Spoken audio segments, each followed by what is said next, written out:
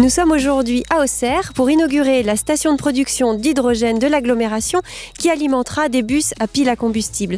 Après une phase d'expérimentation sans passagers, le bus est désormais opérationnel et assure la liaison entre la gare et la zone commerciale. Audran Fournet, vous êtes chef de projet sur la réalisation de la station hydrogène d'Auxerre pour la société Hynamix. On a plusieurs questions.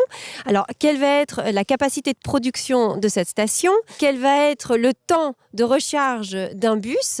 Quelle va être l'autonomie du bus sur sa tournée ? Bonjour, la station aura la possibilité de produire jusqu'à 400 kg d'hydrogène par jour.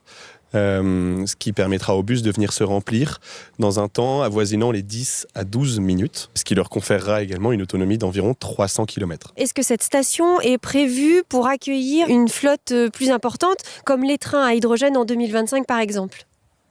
La station a été prévue dès le départ comme une station modulable, ce qui nous permet tout à fait d'accueillir des équipements techniques suffisants pour permettre la recharge des futurs trains à hydrogène. Jusqu'à combien de bus pourront être alimentés avec cette station ? À ce stade, la station peut produire jusqu'à 400 kg d'hydrogène par jour et alimenter donc 20 bus en partant du postulat qu'un plein de bus est réalisé avec 20 kg, ce qui est très variable. Quelle source d'énergie permettra d'alimenter l'électrolyseur de la station ? Alors l'électrolyseur fonctionne grâce à l'électricité qui sur la station est garantie électricité renouvelable grâce à des certificats de garantie d'origine qui nous permettent de produire de l'hydrogène vert sur la station. Combien de tonnes de CO2 pourront être évitées chaque année avec ces stations ? Au global, grâce à ces stations, nous aurons la capacité d'éviter l'émission de 2200 tonnes de CO2 chaque année. Crescent Marot, vous êtes maire de la ville d'Auxerre et président de la communauté d'agglomération de l'Auxerrois. Alors pourquoi ce choix de l'hydrogène pour votre ville ?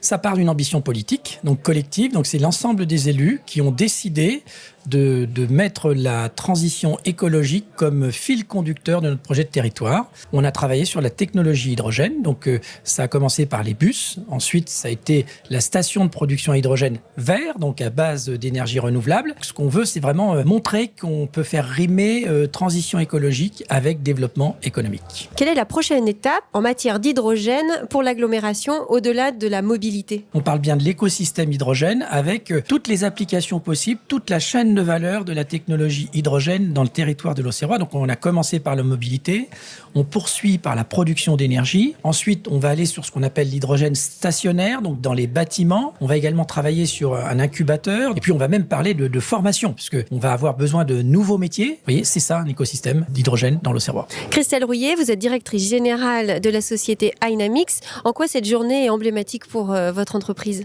C'est avec émotion, d'une certaine manière, que l'on est aujourd'hui présent pour l'inauguration de cette station. Première station de 1 MW pour Hynamix et première grande station, la plus grande de France pour Hynamix et pour alimenter les bus de l'agglomération de l'Auxerrois. Donc oui, c'est un grand moment. Quelles sont les ambitions d'Hynamix en matière d'hydrogène ? Nous souhaitons être le leader de la production et de la commercialisation d'hydrogène bas carbone et renouvelable. Dans ce cadre-là, nous répondons à plusieurs appels à projets de l'ADEME, hubs territoriaux, et nous avons eu la chance d'être sélectionnés pour Auxerre, phase 1 et phase 2, mais également pour d'autres stations à venir, comme pour Belfort, puisque dans quelques mois, nous déclencherons la construction de la station de Belfort, qui commencera là aussi pour 1 MW, et un deuxième mégawatt arrivera assez rapidement pour alimenter les bus du Grand Belfort. Après l'inauguration de la station Life en Vendée en septembre dernier, l'inauguration aujourd'hui de celle d'Auxerre et toutes les autres stations en cours de construction, on peut dire que la bascule est en train de se faire et on s'éloigne un peu plus du pétrole. Alors n'oublions pas, l'énergie est notre avenir, économisons-la et à très vite pour une prochaine émission H2H24.